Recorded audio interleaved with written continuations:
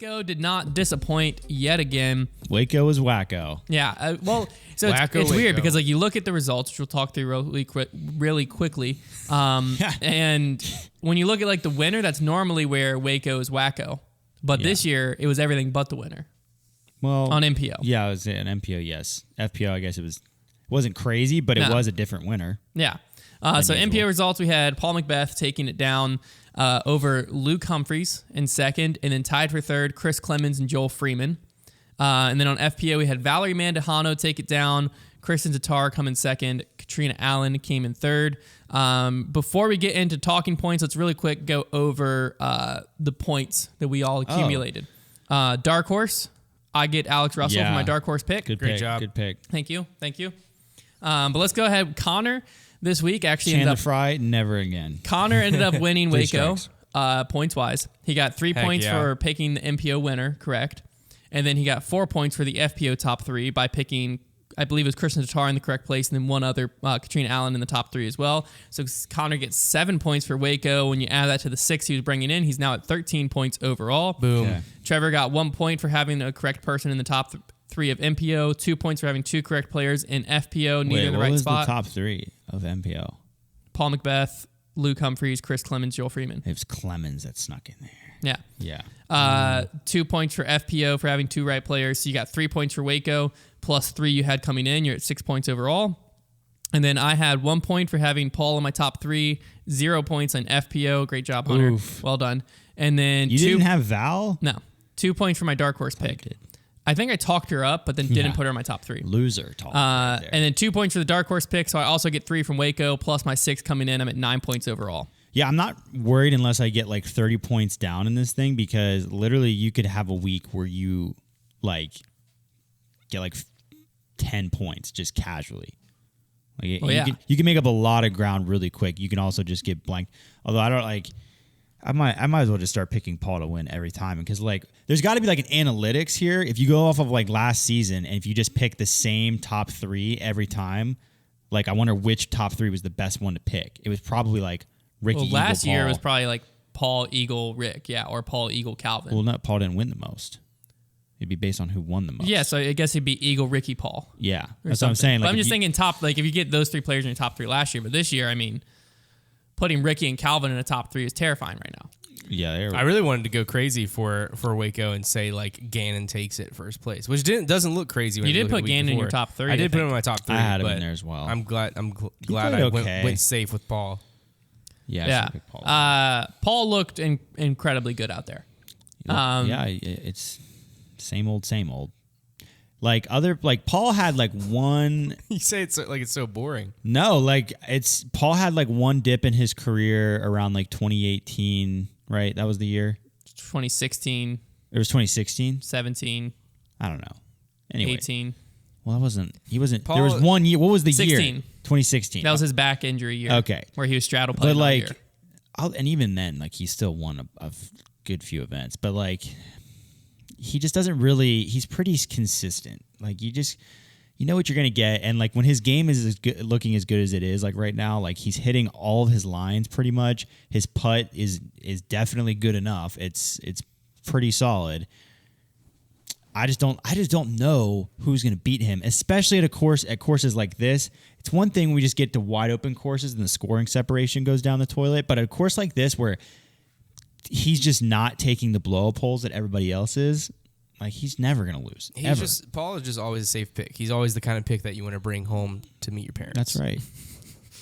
Well, I mean, in the past, it seems like Paul would have if you go far enough in the past, he started off good, but recent past, he would have a rocky start, slow, and then once we get towards the like Midwest East Coast swing of like the Northeast, that's the crazy thing. That's when Paul normally picks up. Because like last season, for instance, you're almost 3/4 of the way into the season. You're like, man, what the heck's going on with Paul? And then he goes win, and you're like, oh, he might have had one of the better seasons. Here's the thing. Yeah, if Paul can scrape up early wins this year before getting to the East Coast swing, and the fact that there's 3 majors this year, and one thing is certain is that Paul is in a major, he's going to almost win every single time. Well, there could be 4 majors. European Open. Yeah, there could be 4 majors. So, like, I have a hard time believing he doesn't take 2 of 4 majors. Well, because Champions Cup is at WR Jackson, which Paul has historically played very, very good at. The only player that beat him technically was when at Worlds. He's lost it used to be the Hall of Fame Classic. He's lost that event before to like random people like Adam Hammonds popped off. I don't know if he won it, but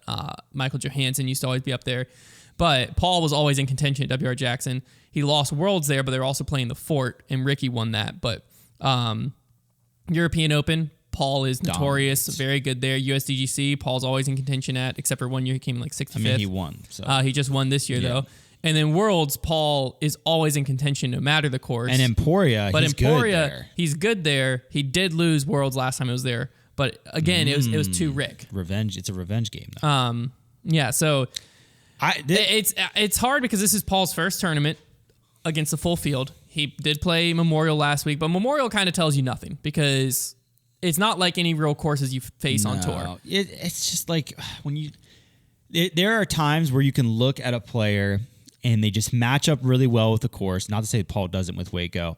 And like at Las Vegas, like we can watch that event and be like, okay, well, this player matched up well. This course is pretty open. Like, let's not get too hyped. But like at a course like Waco, and when you watch Paul's game, everything that's happening that he's doing correctly applies to any course. He's just hitting lines, controlling his angles, playing the wind right.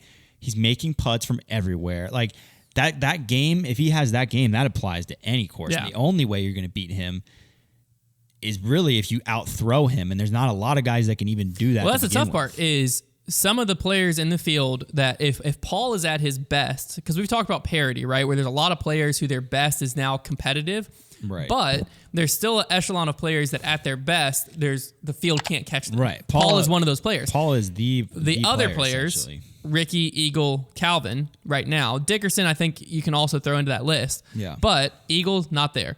Ricky and Calvin, 2 events in a row. What is going on? Yeah, they're playing, if you look at it objectively of just like any player. They're playing fine. Any player would take their seasons up to this point. Any player would take their first 2 events.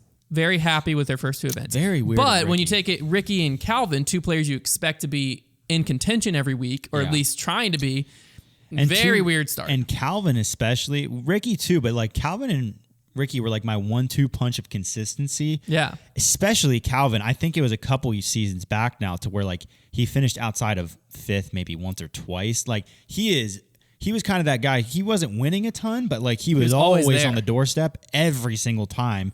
Ricky is kind of the same way. Like Ricky has always been my like, if I have to bet on one guy to win, it's going to be Ricky because he just seems to always give himself a chance. It just hasn't quite been there. Ricky's game, he looks frustrated. He's just not quite hitting lines the same way. He's missing putts that he doesn't really miss. He just hasn't found his groove yet. Which is it's weird to me because like normally you'd be like, oh, it's the discs. Immediately like, oh, he's switching new sponsor, all this stuff. But we do have to remember like Ricky's got 2 world titles with these discs. Yeah. And he also went back to daggers, which is what he like established how good he was at putting. And like realistically, when he left daggers and went to KC Pro AVRs, he was nowhere near as good as a putter as he was with daggers. So in my head, I was expecting Rick to come into the season and just be filthy with daggers again. And it was a few years back now, so like there might just still be an adjustment period, and like it does take a while it is golf, so there's so much randomness.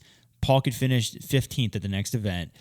We do have to, like, the season has to unwind a bit before you can really start developing like season-wide narratives. But, we're here to talk about the early signs. We're not going to just ignore them. And right now it does seem that there's a lot of good players that aren't on their game. I mean, you look at that leaderboard and Dickerson, he makes sense being up there. Luke Humphreys, let's talk about Luke Humphreys. Yeah. Absolutely out of nowhere. Like, I don't know, like where was he finishing last year on tour? I don't know. So to start the year off, he went 4th at Vegas now, and now 2nd at Waco. If we go 2021, let's just look at the same tournaments. I'm sure those are his best finishes, probably. Vegas, he came in 73rd.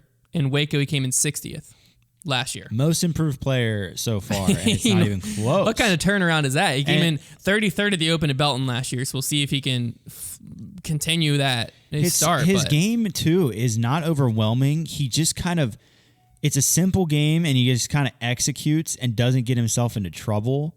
It's tough to really put your finger on what he's doing to, like, gain all those strokes on the field, but he just kind of hangs around. And he did that for most of the round yesterday. Yeah. Very impressive. His best performance last year was 10th at Portland Open. Wow. So he's already bested that twice. Yeah, that was his best performance last year at like I hope he at keeps an it up, elite series or major. because he's putting up a heck of a season right now. Yeah, I mean, very impressive start for him. But I mean, looking at Waco is typically a place where a lot of weirdness happens. And we've also talked about like this is going to be, we feel like, a year of parity. Yeah. Obviously, Paul winning, that's not weird. And that could be something that like maybe Paul is the non-parity person of the year, if that makes sense. Like he's the person that's able to still be the guy you expect him to be. But let's just blur Paul's name out, right? Let's act like Paul didn't win. Okay. Well, obviously Paul won, but we'll look at basically the rest of the leaderboard. You go Luke Humphreys, Chris Clemens, Joel Freeman, Thomas Gilbert, Aaron Gossage, Kale LaVisca, Isaac Robinson. Then you have Chris Dickerson. Crazy mix. Then you go to Alex Russell, Nico LaCastro, Charles Moore. Then you have James Conrad and Ricky. Then you go Mason Ford, Kyle Klein, Lori Lettinen. Then you have Calvin Heimberg. Yeah. Then you go Matt Bell, Bradley Williams. Then you get to Kevin Jones. And then Clay Edwards, Linus Carlson, Andrew Fish, Justin Rozak, top 25 finish for a Team Foundation guy there. But it's like all over the place. And then, I mean, if you scroll down, talking about crazy leaderboards, you scroll towards the bottom here, and let me just find some names like Paul Ulibarri, 102nd place. The heck? The Texas swing is not kind. There's a reason that like Eagle is avoiding it. Yeah, Adam Ham is 77th. Jordan Castro, 77th. Corey Ellis, 70th. There are clearly players that Colton Montgomery won 2 years ago, 70th. Yeah. Clearly there are players who have just acknowledged that the Texas swing can just be so unpredictable that like it's not even worth their time. But then you got players like Paul. Eagle, for instance, says it's about his elbow and how many forehands is required. Drew is in the process of moving, so it's convenient. Yeah, I mean, they did pick. Well, yeah, even Eagle. Eagle's playing tournaments and did pick to skip the Waco or skip the Texas swing.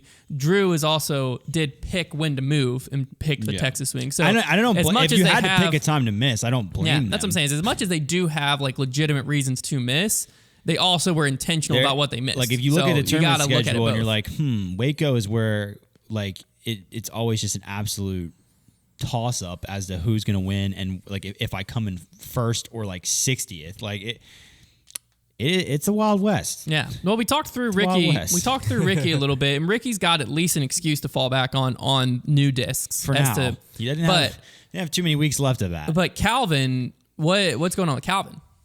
I don't know. He's got the same bag. He wasn't on camera, so I couldn't really. But that's tell what you. I'm saying is like what. There's not really a legit excuse for Calvin. Did it look like? Well, it's one of it. Go ahead. Go ahead. Yeah. Did it look like whenever Ricky was throwing? Did it look like it was mainly like him missing lines, or did it look like his discs either hyzering out or flipping over? I think I didn't see a ton, but it seemed like I think I saw quite a bit of line missing. But also at missed Waco, putts that you just wouldn't expect. At Waco, if you're off at all, like there are more shots you see at Waco than any other course to where the disc misses the tree by like a millimeter and then is parked. Like you have to be so precise.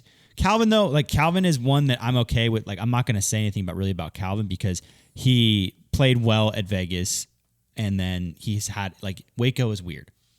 Calvin played well at Vegas. Heimberg? Mm-hmm. Yeah, he did okay. He had one bad round. What? Calvin Heimberg had one bad round. Yeah, where he missed like literally every putt he's ever seen. Yeah, okay, but the rest of the tournament he did fine. And he ended up finishing that's the thing is like, what are we talking? Are we talking okay for any player? Where did he finish? Are we talking Calvin Heimberg? I think he was like pretty high up there. Vegas, how did he come in third? Third, okay, yeah. You were overdoing that. I was like, I thought it was stupid. I was like, it's because it's final round. Yeah, that's what I'm saying. I'm third round. Yeah, third place. All right, Hunter, making me look stupid over here. I mean, I can't be the only person that felt like Calvin Heimberg It's because the camera was constantly on him blowing up that third round, but it wasn't as bad as everybody thought that third round was. It was pretty bad, but the rest of his rounds were all insane. Yeah, it's true. So that's very valid. That's what I'm saying. Calvin, I'm not. All right, I'm back on Calvin train. Yeah, I'm not going to say. Waco. That's just Waco. Yeah, I'm not going to say anything weird about Calvin. It wasn't even like he had a disastrous time at Waco. It just wasn't good. No, that's just Waco. Yeah, so we can just chalk that up to Waco. So Calvin's still Calvin. Screw everything. You know, Hunter, let's restart the podcast. That's crazy, man. The network had you thinking they did. I thought that Calvin had well, we're 2 weeks removed from Vegas, so I completely forgot results. All I can remember out of Vegas is watching Calvin miss putts, and I'm like, I can't believe he's missing. It is is true. And so I was like, he must have sucked at Vegas. But He didn't. He came in third. Yeah, Never mind. he did You know fine. what? Forget everything. I know nothing about disc golf. Y'all already know that. All right. Well, we're fine then. Everyone calm down. I'm not ready to say- Everybody calm down. I'm not ready to say Both Ricky's of you fine. calm down. Calvin's fine.